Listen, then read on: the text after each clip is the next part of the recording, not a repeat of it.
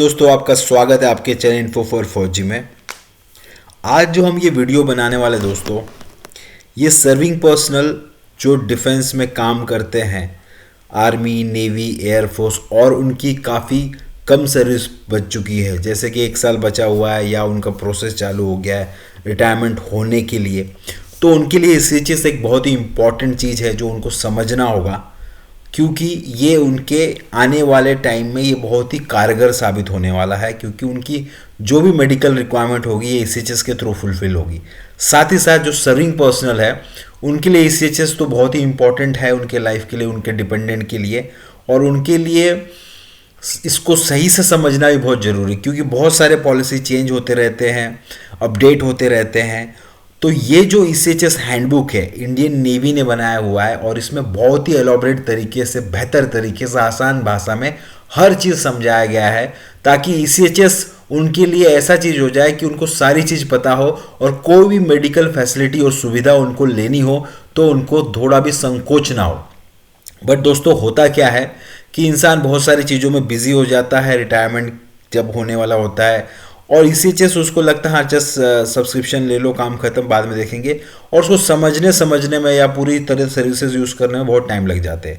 तो दोस्तों, हम खुद रिटायर्ड हुए, हमने पूरी चीज़ समझी है, रिसर्च किया है, प्रैक्टिकली इसको यूज़ किया है, चाहे ईसीएचएस पॉलीक्लिनिक हो या ईसीएचएस एम्पैनल्ड हॉस्पिटल हो, वहाँ पे क्या प्रोसेस होता है, कैसे होता है, इमरजेंसी में आपको क्या ध्यान रखना है, क्या सब्सक्रिप्शन, मतलब इस हैंडबुक को मैं आपको पूरा अच्छी तरह समझाऊंगा। वीडियो बड़ा होगा दोस्तों, अगर आपके पास टाइम है तो इसको देखिएगा, या फिर आप धीरे धीरे भी इस वीडियो को देख सकते हैं, ताकि मैं आज चाह रहा हूँ कि हमने पहले भी वीडियो ईसीएचएस के ऊपर काफ़ी सारे बनाए, अलग अलग पॉलिसीज़ के ऊपर, प्लस ईसीएचएस को समझाने के लिए अच्छे से डिलोबरेट वीडियो भी बनाया। बट ये वीडियो ऐसा होने वाला है दोस्तों, इसमें सारी इन्फॉर्मेशन होंगी, ताकि एक बार आपने इस वीडियो को देख लिया तो आपको ईसीएचएस की सर्विसेज लेने में आपको तनिक भी संकोच नहीं होगा, और ये क्या ऑर्गेनाइजेशन है, कैसे ये लोकेशन होता है, किस टाइप के आपको बेड मिलते हैं, बहुत सारी चीज़ें हैं जिसको आपको समझना बहुत ज़रूरी है दोस्तों।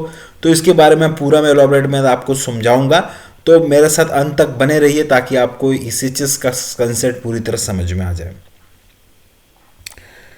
ईसीएचएस का ये हैंडबुक जो लेटेस्ट है, इसमें सारे चीज़ इंक्लूड है, तो इसमें कोई क्वेश्चन मार्क नहीं है कि ये नहीं है, वो नहीं है, ये नहीं है, ऐसा नहीं, सारे इन्फॉर्मेशन, एलिजिबिलिटी कंडीशन, कंट्रीब्यूशन कितना देना पड़ता है, ईसीएचएस स्मार्ट कार्ड जो होता है वो, उसके बारे में information, treatment, medicine store management कैसा है, good to know, grievance redressal, application smart का प्रोसेस क्या होता है, एफएक्यू होता है, ये सारा समझेंगे हम लोग। एलिजिबिलिटी कंडीशन क्या है, देखिए दोस्तों, ईसीएचएस हमने तो हेल्थ इंश्योरेंस भी देखा है, इसको काफ़ी सारा समझा है कि लोग सिविल में हेल्थ इंश्योरेंस करते हैं, बट ईसीएचएस क्यों यूनिक है, क्यों बेस्ट है, ये आपको समझ में आएगा, क्योंकि इससे बेहतर कोई हेल्थ इंश्योरेंस भी नहीं हो सकता है दोस्तों।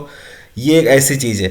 ईसीएचएस का full form ex serviceman contributory scheme, caters for cashless है, आपको एक भी रुपया देना नहीं कहे, पर ये कैशलेस है, सबसे इंपॉर्टेंट ये है, और कैपलेस है, मतलब इसके कोई रिस्ट्रिक्शन नहीं कि भैया इतने का आपने सम इंश्योर्ड लिया, जैसे हेल्थ इंश्योरेंस करता है, आपने 10 लाख का लिया, बस 10 लाख का लिया, उससे ज़्यादा आपका खर्चा होगा तो आपको पे करना पड़ेगा, इसमें कोई कैप नहीं है, कैपलेस है, ठीक है। Quality medical care to all assessment, pensioners including pensioner with disability, जिनको उनको भी होगा, फैमिली पेंशनर्स को होगा, वाइफ, हस्बैंड, लिग्टिमेट चिल्ड्रेन होगा, हुज होली डिपेंडेंट पेरेंट्स होगा, जो डिपेंडेंट है उनके ऊपर, वो डिपेंडेंट के भी परिभाषा आपको समझाएंगे। In order to be eligible for availing the membership करने के लिए आपको क्या होना चाहिए, क्या कंडीशंस फुलफिल होनी चाहिए, ठीक है। ट्विन कंडीशन है, ईएसएम होना चाहिए, आप एक्स सर्विसमैन होने चाहिए, ड्राइंग नॉर्मल सर्विस डिसेबिलिटी और फैमिली पेंशन ऑफ सीडीए, ये आपका चीज़ होनी चाहिए दोस्तों। ये लेटर भी यहाँ पे कोट किया गया है। ईएसएम पेंशनर्स क्या होते हैं, इन्हीं पेंशन, मतलब कोई भी बंदा अगर कम्पिटेंट या non competent regular army, navy, air force unit में काम किया हो और वो रिटायर्ड हुआ हो पेंशन लेके, उसको ईएसएम पेंशनर्स बोल सकते हैं। प्लस ऐसे भी होते हैं रिलीज फ्रॉम मेडिकल ग्राउंड से वो रिलीज हो जाते हैं, तो उसको डिसेबिलिटी पेंशन मिलता है, वैसे लोग भी। ईएसएम हुआ drawing only disability element without service pension can not be, देखो ईएसएम ऐसे है जो सिर्फ वो निकल आउट हो चुके हैं डिसेबिलिटी पेंशन एलिमेंट की वजह से, और विदाउट सर्विस रिटायर्ड पेंशन नहीं है उनके पास, वो पेंशन अवार्डी नहीं कंसिडर कर, हेंस ये सबके इनको ईसीएचएस मेंबरशिप नहीं मिल सकता दोस्तों, ये ध्यान देना है कि मतलब ईएसएम तो है बट वो आउट पहले ही हो गए डिसेबिलिटी की वजह से, और उनको सिर्फ डिसेबिलिटी एलिमेंट का पेंशन मिलता है और उनको नॉर्मल पेंशन नहीं मिलता है, ठीक है। सर्विंग रिटायर तो उनको पेंशन अवार्डी नहीं बोला जाता है, ठीक है। A recruit who is in receipt of medical disability eligible to join ECHS, parents, wife, children, ये भी सब इसमें इंक्लूडेड होते हैं। फॉलोइंग आर द एलिजिबल, देखो देखो और एक चीज़ में ऐड किया, वर्ल्ड वॉर 2 वेटरन्स हो गए, शॉर्ट सर्विस कमीशंस हो गए, इमरजेंसी कमीशन ऑफिसर्स हो गए, premature retire ECHS facility extend only to ex serviceman therefore. Following also, देखो ये देखो इसमें वर्ल्ड वॉर 2 वेटरन्स भी ऐड हो गए, एसएससी ऑफिसर्स भी आ गए, इमरजेंसी कमीशन ऑफिसर्स भी आ गए, इसमें प्री मैच्योर रिटायर्डीज भी आ गए एंड देयर स्पाउस, ये सारी चीज़ें हैं। टेरिटरी आर्मी, अभी और एक हो टीए, आपको पता होगा TA pensioners, it includes following categories of territory army pensioners, pension holder for continuous embodied services, pension meet the twin condition, मतलब वो पैरा 1 में अगर कंडीशन मीट कर रहा था, डिसेबिलिटी भी है तो भी उनको पेंशन मिलेगा। टीए वाले भी आ गए भाई।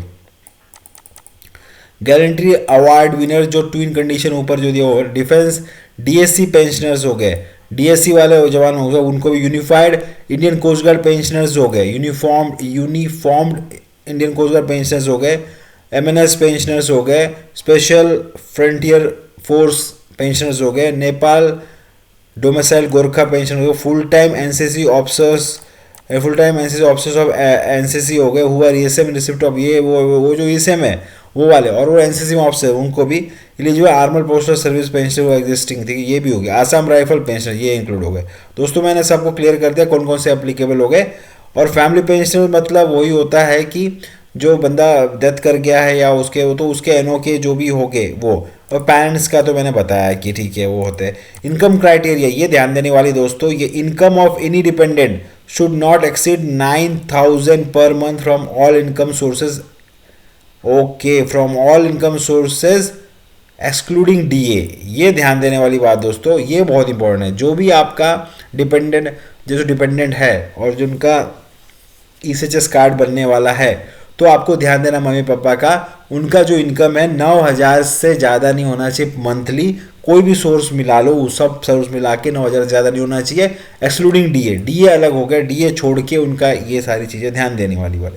अगर ये उनका क्राइटेरिया फुलफिल नहीं करता है तो उनको ईसीएचएस फैसिलिटी नहीं हो, और ये हर साल उनको ये अपडेट भी करना पड़ता है। उनको अपना जो 2AS फॉर्म है जो इनकम टैक्स के वेबसाइट से आपको मिलता है वो जमा करना पड़ता है। नहीं जमा करोगे तो ये आपका कार्ड ब्लॉक हो जाएगा दोस्तों। ये ब्लॉक होता है काफ़ी लोगों का, तो ये ध्यान देने वाली बात है। जो ऑलरेडी ईसीएचएस फैसिलिटी यूज़ कर दिए कि उनको हर साल 2AS फॉर्म जमा करना है, नहीं जमा करना है खुद से नहीं कर सकते हैं। तो जहाँ पे ईसीएचएस फैसिलिटी होती है वहाँ पे भी ये चीज़ें, कोई साइबर कैफे होगा वहाँ पे भी ये लोग करते हैं दोस्तों। देखो, father mother of ESM shall be deemed to be dependent if not, देखो अब इसमें क्या है कि फादर मदर जो पेंशनर्स के साथ रहते हैं उनको जनरली डिपेंडेंट कहा जाता है। नॉर्मली वो ईएसएम के साथ रहता है। Combined income and their combined income from also does not exceed, मतलब 9,000 से ज़्यादा उनका इनकम नहीं होना चाहिए एक्सक्लूडिंग डीए। पेरेंट्स और spouse are not permitted to become members, ठीक है। और जो वाइफ है उसके जो हस्बैंड है वो मेंबर नहीं बन सके। In case of widow with receipt of family pension join is then parents, अगर वो विडो हो गई है मतलब हस्बैंड नहीं है और विडो जो है फैमिली पेंशन ज्वाइन करती है, then parents of the late husband can be made, मतलब पेरेंट्स हैं उनके वो भी डिपेंडेंट होंगे और उनको भी ये इसी फैसिलिटी मिलेगा, ठीक है। अगर दोनों हस्बैंड वाइफ है तो ऑब्वियसली दोनों को मिलेगा, ठीक है। एंड ये सारी चीज़ें बहुत ध्यान देने वाली बात दोस्तों।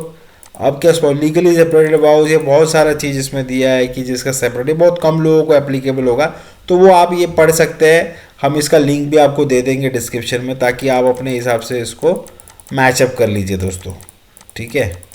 नहीं तो ये बहुत बड़ा हो जाएगा, इररिलेवेंट चीज़ें नहीं इसमें आनी चाहिए। मेडिकली फिजिकली हैंडीकैप डॉटर, अगर मेडिकली फिजिकली हैंडीकैप डॉटर रहेगी वो शुड बी, मतलब लाइफ टाइम के लिए वो इसी से मेंबरशिप ले सकती है, ठीक है। और शुड भी अनमैरिड होनी चाहिए। इनकम फ्रॉम, मतलब उसका इनकम भी 9,000 से कम होना चाहिए डीए छोड़ के, और ईसीएचएस बेनिफिशियल रहनी चाहिए, तो उसके लिए भी ये प्रोविज़न दिया गया दोस्तों।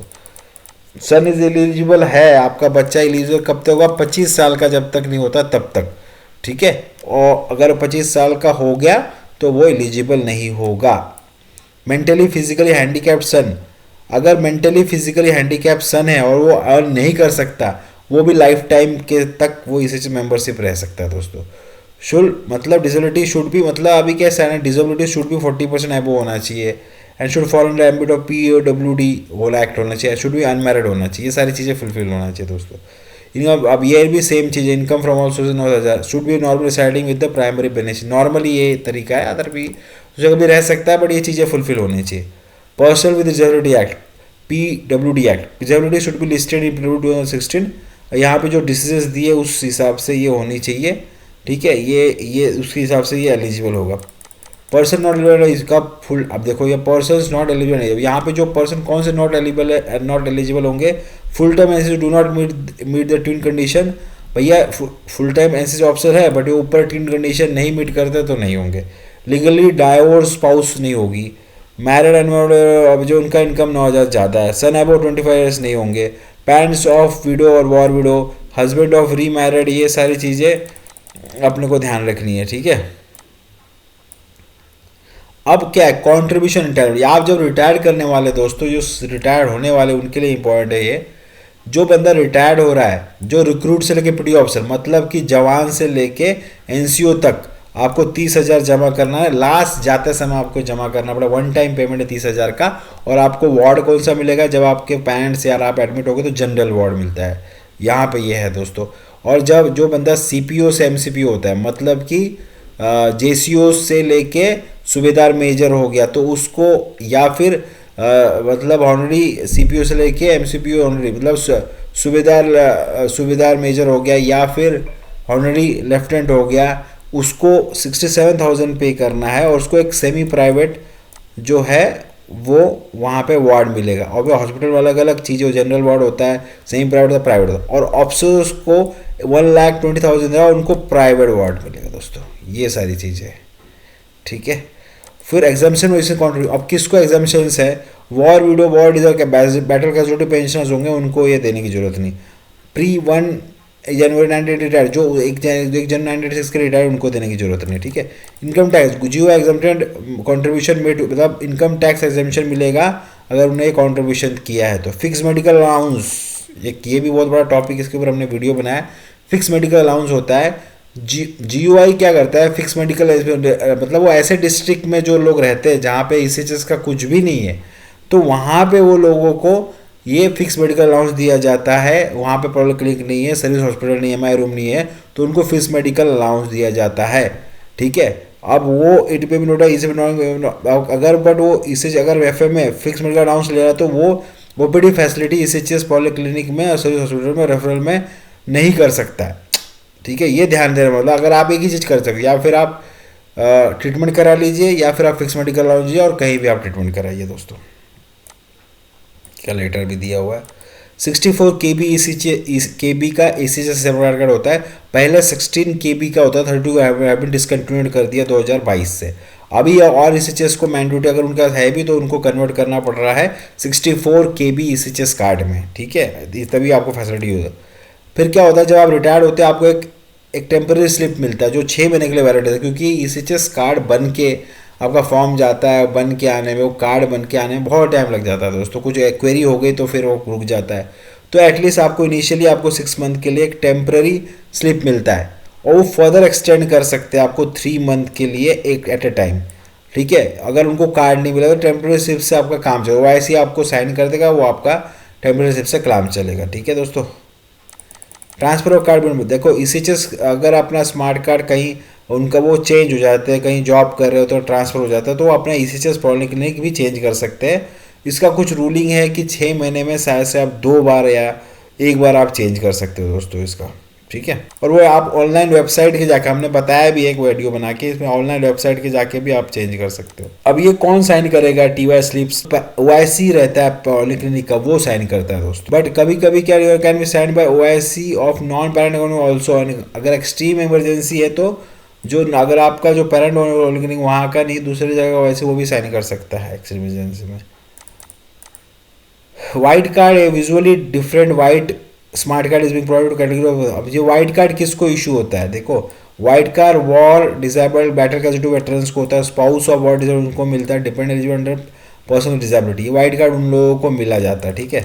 White card holders are given priority treatment, मतलब इनको प्रायोरिटी ट्रीटमेंट मिलता है हर ECHS पॉलिक्लिनिक, देन जो प्रायोरिटी बोथ है being attended to by the doctor as well as issuance of medicine at the point, ये ध्यान देने वाला बात। अब process for treatment through ECHS। क्या ट्रीटमेंट प्रोसेस? आपको पॉलीक्लिनिक विजिट करना है।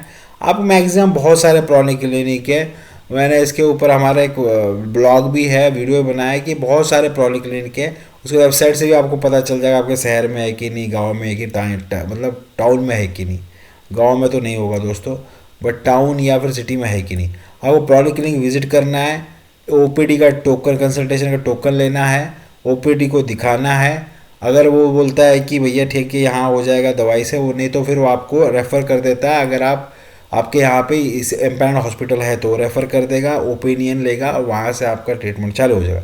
रेफरल लेना पड़ता है, टेक रेफरल फॉर, ये सारे रेफरल्स आपको जो मेडिकल अफसर होता है वही दे देता है। Treatment service hospital, all eligible is except for the measurement treatment service hospital में आप ट्रीटमेंट करा सकते हो ऑन ए रेफरल। रेफरल अगर आपको मिलेगा तब, अगर रेफरल नहीं मिलेगा तो आप ऐसे डायरेक्टली नहीं जा सकते हो दोस्तों।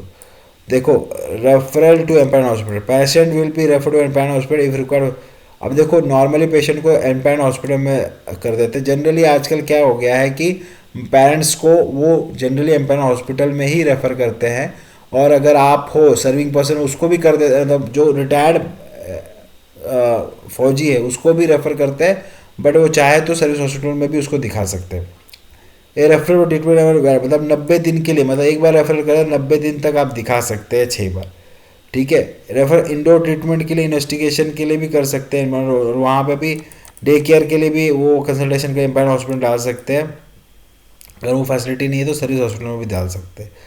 इसी से स्मार्ट कार्ड फोटोग्राफर, मतलब यहाँ पे इसी से स्मार्ट कार्ड आपको दिखानी है और फोटो कॉपी प्रोड्यूस करने, मतलब हॉस्पिटल रिसेप्शन पर अगर आपको वहाँ पे स्मार्ट कार्ड लेके जाना है इसी से, नहीं तो आपका ट्रीटमेंट नहीं करेगा, उसके बिना वो काम नहीं हो सकता। इमरजेंसी जब हो जाती है दोस्तों, इमरजेंसी हो जाती है, आजकल क्या हो गया, अगर आपको इमरजेंसी है और आपके पास एम्पायर हॉस्पिटल आसपास, तो सीधा जाके आप एडमिट हो जाइए। कोई रेफरल कुछ की जरूरत नहीं, आपके पास ECHS कार्ड होना चाहिए। वो उसके बाद वो मेल कर देते हैं जो नियरेस्ट पॉलीक्लिनिक वहाँ पे, और वो प्रोसेस चालू हो जाता है। तो आपको कुछ भी करने की ज़रूरत नहीं, आपको मतलब इनके अगर आपको इन्फॉर्म करने की भी ज़रूरत नहीं, मतलब ऐसा पहले तो था आपको इन्फॉर्म करना पड़ता 48 आवर्स के अंदर, 2 दिन के अंदर, बट अब आजकल ज़रूरत नहीं है। आप जैसे ही आपको इमरजेंसी हो जाती है, आप कोई भी हॉस्पिटल में एडमिट हो जाइए इमरजेंसी में, और वो फर्दर वो आपका मेल वो लोग कर देंगे, आपको कुछ पे करने की ज़रूरत नहीं है, और वो कैशलेस होगा। बट अगर नॉन एम्पायर्ड हॉस्पिटल में आप जाते हो तो ये आपको इन्फॉर्म करना पड़ता है, ठीक है। तो ये आपको ध्यान रखना पड़ेगा। एनी पेमेंट मोड इन्वेल्यूशन, मतलब आपको कोई पेमेंट नहीं करना है, और ये कैनॉट बी रीइंबर्समेंट इसी चीज़ बात, वो कोई भी उसका रीइंबर्समेंट नहीं होगा इंडिविजुअल। अगर इस मतलब आपने बोल, आप गए और आपने बोला इसी चीज़ बताया नहीं, बाद में आपने पेमेंट कर दिया, बाद में इसी चीज़ का आप गए, तो वो पेमेंट नहीं होगा। Payment to the empire facility will not be done by ECHS member, ECHS member नहीं करेगा, वो ECHS ऑर्गेनाइजेशन आपको वो पेमेंट करेगा उसको। ऑल एम्पायर हॉस्पिटल में provide feedback for ECHS member हो गया, मतलब ये देखो, जब डिस्चार्ज होता है तो एक फीडबैक फॉर्म दिया जाता है ECHS मेंबर को, वो डिस्चार्ज के टाइम फिल करता है, और ये the same will forward for quality of medical care provided by the hospital. और सेम चीज़ ये वो ECHS पॉलीक्लिनिक को दिया जाता है उनका फीडबैक के लिए, ठीक है। ये बहुत ही बढ़िया चीज़ है दोस्तों। इमरजेंसी ट्रीटमेंट का मैंने बोला कि अगर आप इमरजेंसी में तो डायरेक्टली सर्विस हॉस्पिटल और या फिर नियरेस्ट एम्पायर हॉस्पिटल में, और नॉन एम्पायर हॉस्पिटल में जा सकते हैं। रिस्पॉन्सिबिलिटी क्या होता है, OIC को बताना, 40 emergency settle the hospital and submit the renewal claim.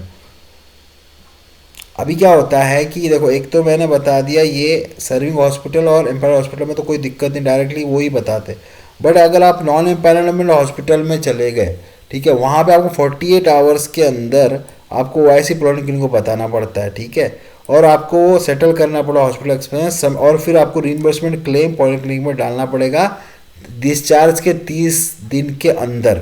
ये ध्यान रखना है, ये नॉन एम्पायर हॉस्पिटल में ही इसी भी चैलेंज आएगा, बाकी कोई दिक्कत नहीं। Reimbursement will only be to actual emergency at ECHS rate और एक्चुअल क्लेम विच लेस, ठीक है। Owners of providing treatment was taken for emergency condition lies in the US member, ठीक है।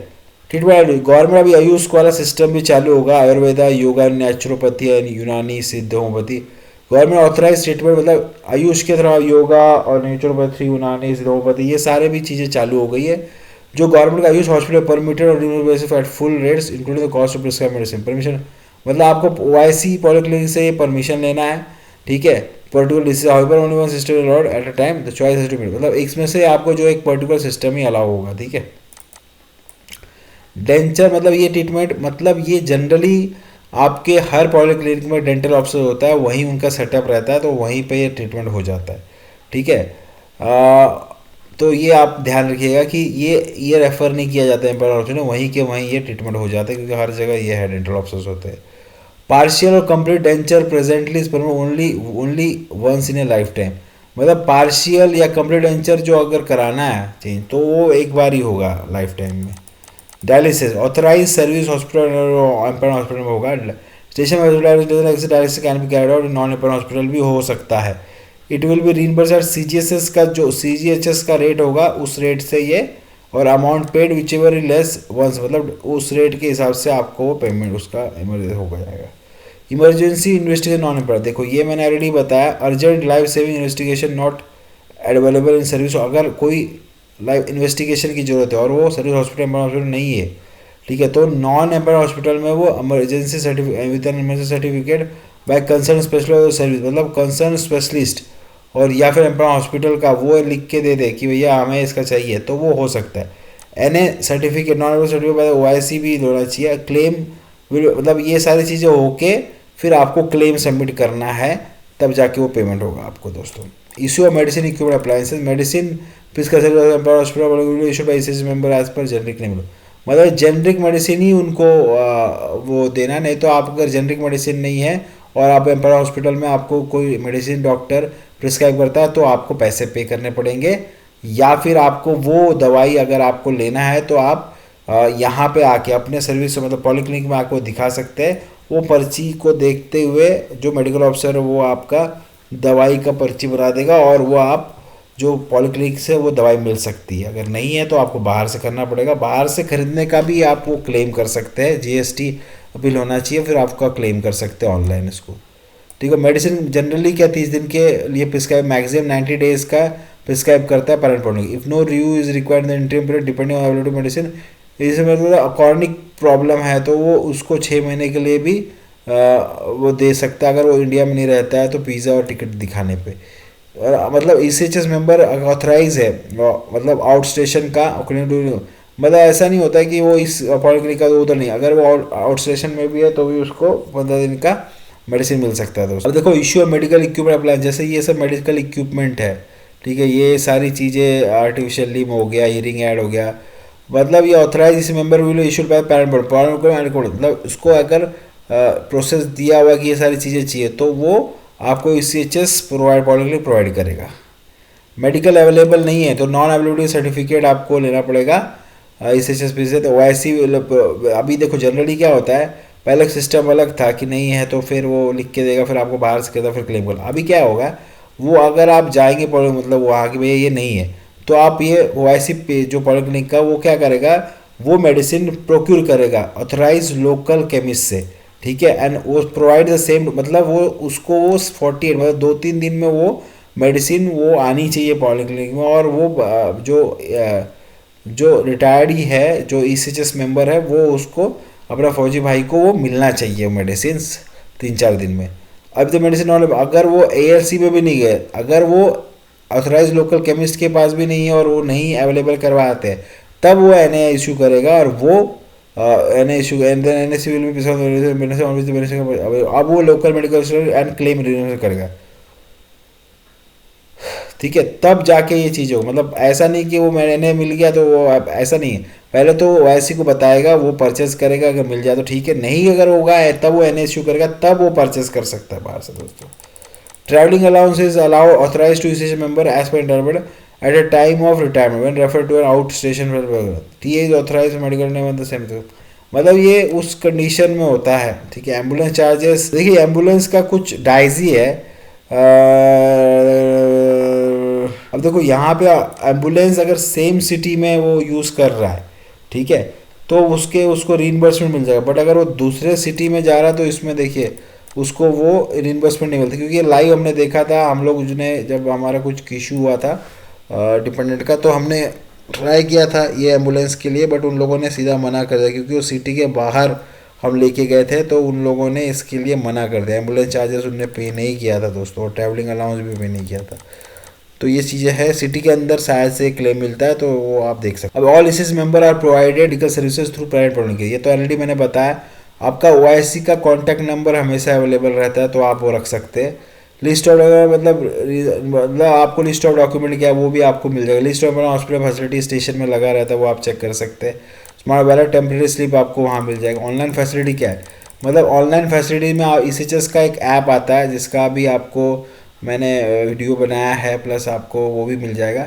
बेनिफिट मतलब अपना 1 in 6 month में वो change कर सकता है पैरेंट पॉलिक्लिनिक में। Date related to usage benefit can be assess और वो ही चेंज कर सकता है। There is online provision to, मतलब अगर मतलब ऐड डिपेंडेंट को भी ऐड कर सकता है, मतलब नेसेसरी आपको चेंजेस करने पड़ेंगे दोस्तों उसमें। अगर आपका लॉस हो जाता है, online provision exist to block reprint, मतलब उसमें है कि आप अपना जो लॉस हो जाता है, ऑनलाइन प्रोविजन है कि ब्लॉक कर सकते हैं और रिप्रिंट करते हैं ECHS कार्ड को। रिक्वेस्ट, देखो इसमें लॉस होगा, डिवाइस होगा, तो ऑनलाइन प्रोविजन एग्जिस्ट है, ब्लॉक करना, रिप्रिंट करना। Request extension of hospital stay can be process online, ठीक है। Claim related waiver sanction provide online, देखो इसमें सारी चीज़ दिया हुआ है। तो facility online uploading of claims with options of IPD OPD pharmacy bill, ये भी दिया हुआ है इसमें। मतलब ये सारे चीज़ें ऑनलाइन आप कर सकते हैं। ECHS एप्लीकेशन फॉर स्मार्टफोन्स, ये सब लॉन्च हुआ है। आप आजकल अपॉइंटमेंट भी बुक कर सकते हैं डॉक्टर का। Priority for elderly in order to, अभी देखो ये एक बहुत चीज़ बड़ा काम हुआ है कि अगर 70 ईयर्स के आपके डिपेंडेंट हो गए, पेरेंट्स हो गए या खुद हो गए, तो आपको ECHS जाने की जरूरत नहीं। आप डायरेक्टली स्पेशलिस्ट OPD दिखा सकते हैं सर्विस, या फिर empire hospital without opting referral. कोई ECHS क्लिनिक के पास जाने की जरूरत नहीं है आपको, डायरेक्टली आप एम्पायर हॉस्पिटल में जा सकते हैं नियरेस्ट, या फिर सर्विस हॉस्पिटल में जा सकते हैं। तो दोस्तों और एक चीज़ ध्यान देने वाली, डिसिप्लिनरी एक्शन। अगर कोई ECHS कोई गलत काम में या गलत क्लेम में या गलत उसका फ़ायदा उठा रहा है ECHS मेंबरशिप का, तो उसका जो है वो मैक्सिमम उसका सस्पेंड हो सकता है 6 महीने के लिए। अगर सीरियस नेचर का है, ठीक है, तो ये टर्मिनेट भी हो सकता है ECHS मेंबर्स। तो इसलिए फ्रॉड या फिर ये सारी चीज़ें के बारे में सोचिएगा मत, इसमें आप दिक्कत में आ सकते हैं। अभी क्या हुआ, ये इनिशियल एनुअल रिसेंट डेवलपमेंट हुआ, एनुअल वैलिडेशन पेपर। अब जो 80 साल का है बंदा, वो और मतलब 80 साल के वो हो गया, तो उसको एनुअल वैलिडेशन की जरूरत नहीं है, क्योंकि उम्र उसके दो कार्ड्स ऑफ ब्लॉक मतलब जो ब्लॉक हो जाते थे वो नहीं होंगे 80 साल के ऊपर है। तो देखो revision of packages for general surgery, ये भी रिवीजन हुए हैं, तो इसका भी है। अब देखिए यहाँ पे इंपॉर्टेंट चीज़ें हैं, ECHS रेफरल पॉलिसी में बहुत इंपॉर्टेंट चेंजेस आए थे। वैलिडिटी पहले जब रेफरल देते थे मेडिकल ऑफिसर ECHS पॉलिक्लिनिक में, तो वो 30 दिन के लिए होते थे। अब ये 90 डेज 3 महीने के लिए हो गए दोस्तों। पहले नंबर ऑफ कंसल्टेशन, उस रेफरल को लेके आप 3 कंसल्टेशन कर सकते थे पर रेफरल, अब जाके आप वो 6 कंसल्टेशन कर सकते हैं 3 महीने के अंदर। और वो भी उसमें कुछ नया नियम आया है कि आप एक डॉक्टर ने अगर रेफ़र कर दिया दूसरे डॉक्टर को, तो उसी रेफरल से काम चल जाएगा। 2-3 स्पेशलिस्ट को आप दिखा सकते हैं, ऐसा कुछ है। Routine investigation and minor procedures further required further, मतलब यहाँ पे आपको फर्दर रेफरल लेना पड़ता है। कोई भी डॉक्टर अगर इंडिपेंडेंट हॉस्पिटल आप दिखा रहे हो कि भैया मेरे का ये आपका ये इन्वेस्टिगेशन होना है, ब्लड टेस्ट होना है, तो आपको फिर से आना पड़ता था मेडिकल ऑफिसर पॉलिक्लिनिक के पास वो लेने के लिए कि भैया मेरा इन्वेस्टिगेशन लिख दीजिए, फिर आप जाके फिर हॉस्पिटल लेते थे। अब वो रिक्वायर्ड नहीं होगा। No further referral near within, मतलब फर्दर रेफरल नहीं चाहिए होंगे, वो आप कर सकते हैं, ठीक है। स्पेशल इन्वेस्टिगेशन जैसे हो गया CT MRI, अब यहाँ पे जो कॉस्टली है, मतलब 3,000 के ऊपर का जिसका कॉस्ट CT MRI PT, वहाँ पे रेफरल रिक्वायर्ड होगा और 3 महीने के लिए वैलिड होगा, ठीक है। प्रोसीजर रिक्वायर हॉस्पिटल एडमिशन, मतलब अगर आपको required referral for hospital admission, procedure referral required, ये मतलब हॉस्पिटल एडमिनिस्ट्रेशन का जो रेफरल लेना पड़ता था, अब उसकी वैलिडिटी 3 महीने तक हो गई है, ठीक है। स्पेशल प्रोसेस सीनियर्स, मतलब अप्लाइड, मतलब 75 एंड अबो ना, मतलब 75 एंड अबो था, अब ये 70 साल एंड अबो हो गया भैया, मैंने बता दिया ऑलरेडी। लिमिट मतलब गवर्नमेंट हॉस्पिटल, पहले के गवर्नमेंट हॉस्पिटल था, अब एम्स भी आ गया, उसमें INA आ गया, north east institute, Tata memorial भी अदर आ गया। Referral government referral required for consultation procedure का नो रेफरल, इधर कोई रेफरल नहीं चाहिए होगा। No referral required for consultation procedures. देखो सीलिंग रेट्स थे lung transplant, heart transplant surgery के लिए। देखिए COS परमिट का मतलब इसका देखिए, लंग ट्रांसप्लांट का 25 लाख तक आपको मिल जाएगा, हार्ट ट्रांसप्लांट 15 लाख तक आपको मिल सकता है, सीलिंग रेट है इसका। और heart and lung transplant combined 35 lakh तक आपको मिल सकता है। अभी देखो यहाँ पे अलग अलग स्पीच थेरेपी, ऑक्यूपेशनल थेरेपी, ये गाइडलाइंस इसके दिए हुए दोस्तों। अगर आपको कुछ दिक्कत है एसएचएस से या किसी एमओ से या ओआईसी से, तो आप डायरेक्टली अप्रोच कर कंसर्न ओआईसी और पॉलिक्लिनिक कर मिल सकते हैं, या स्टेशन हेडक्वार्टर डायरेक्टली जा सकते हैं, रीजनल सेंटर जा सकते हैं कंप्लेंट को लेके इसका सॉल्यूशन के लिए। अगर ये complaint forward higher authority as per escalation matrix के हिसाब से आप ये आए कर सकते हैं, नीचे नई चीज़ें होती है सॉल्व। तो वाईसी पॉलिक्लिनिक है, उसके बाद नहीं है तो director of regional centre station headquarter या CRSO नेपेन या IHQM ECHS सेल और CO ECHS, इसके पास जा सकते हैं। इसी सिस्टम CP ग्राम, तो ये सिस्टम आर्मी एयरफोर्स में भी है।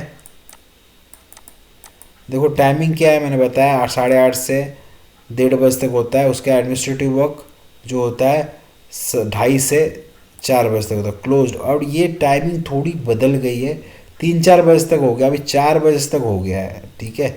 जनरली 3-4 बजे तक आप दिखा क्लोज्ड है, और हॉलीडे और संडे को बंद रहता है। फैसिलिटी अवेलेबल पॉलिक्लिनिक क्या क्या है, मेडिकल मेडिकल और डेंटल ऑफिसर्स होते हैं। Consultation wise medical specialist type ABC में आपको मिलेंगे, ठीक है। यहाँ पे आपको मेडिकल स्पेशलिस्ट में कंसल्टेशन गायनेकोलॉजिस्ट में टाइप A एंड B में सिर्फ गायनेकोलॉजिस्ट मिलेंगे। Lab investigation x ray physiotherapy type A में मिलेंगे। और इश्यू ऑफ आपको मैंने ऑलरेडी बताया कि ABC टाइप ऑफ पॉलिक्लिनिक होते हैं। इश्यू ऑफ मेडिसिन ये होता है। इंपॉर्टेंट वेबसाइट ईमेल्स देखो यहाँ पे, number of website useful information देखिए यहाँ पे, ये ध्यान देने वाली है, इसका आप स्क्रीनशॉट ले सकते हो दोस्तों। ये इंपॉर्टेंट वेबसाइट ईमेल है, देखो ये सब आपको नोट डाउन करना है, इससे आपको काफ़ी काम आएगा। पोस्टल एड्रेस भी दिया हुआ है यहाँ पे, ECHS नेवी या आर्मी एयरफोर्स में भी ऐसी होगा, बट ये नेवी का दिया हुआ है इसमें इंफॉर्मेशन। प्रोसेस का प्रोसीजर टू अप्लाई, इसका लिंक है, ऑलरेडी वेबसाइट है जहाँ पे आप अप्लाई कर सकते हैं। उसके बाद वेरिफिकेशन होगा कंसर्न रिकॉर्ड ऑफिस का। वेरिफिकेशन सक्सेसफुल हो गया तो आपको टेम्परेरी रिसिप्ट मिलेगा, OTP जनरेट होगा, PC प्रिंटेड कार्ड जो रीजनल सेंटर्स में एप्लीकेशन ऑथराइज प्रिंटर कार्ड जाएंगे। उसके बाद आपको प्रोवाइड OTP और रिसीव कार्ड, OTP प्रोवाइड करके आपको कार्ड मिल जाएगा। हाँ चेंज पड़े, देखो यहाँ पे सारे प्रोसेस दिए हुए हैं। देखिए यहाँ पे चेंज ऑफ पॉलिसी के लिए प्रोसेस दिया है, आप ऑनलाइन जाके चेंज कर सकते हैं। प्रोसेस चेंज ऑफ न्यू ये भी दिया हुआ है। फॉरगेट पासवर्ड उसका प्रोसेस दिया हुआ दोस्तों। मैरिटेड डिस्कॉर्ड होता है, उसका प्रोसेस दिया हुआ है। इससे जो ऑर्गेनाइजेशन कैसे काम करता है, ECHS CO ECHS होता है, ECHS सेल है, command headquarter, director centre station headquarter, SMO polyclinic होता है। क्वेश्चन है दोस्तों, वो आप भी देख सकते हैं, कोई प्रॉब्लम नहीं है। तो ये लास्ट में एक पोस्टर हॉनरिंग आवर हीरोज। तो होपफुली आपको ये वीडियो पसंद आएगा, तो डेफिनेटली वीडियो को लाइक कीजिए यार, और अपने दोस्तों को, अपने फौजी भाइयों को, एक्स सर्विसमैन को, वॉर वीडियो को ये शेयर कीजिए दोस्तों, ताकि उनको एक बार में ही एक पूरा डाउट क्लियर जाए। बार बार अलग अलग लेटेस्ट वीडियो देखने की ज़रूरत नहीं है। ये वीडियो देखने के बाद आपको सारी चीज़ें क्लियर हो जाएगी, कोई भी समस्या संख्या नहीं रहेगी। प्लस आपको तो भी कोई डाउट है तो आप मेरे को कमेंट कर सकते हैं वीडियो पे, ताकि मैं उसका समाधान करूँगा और आपको इन्फॉर्मेशन दूंगा। चैनल को लाइक कीजिए, अपना ध्यान रखिए, जय हिंद।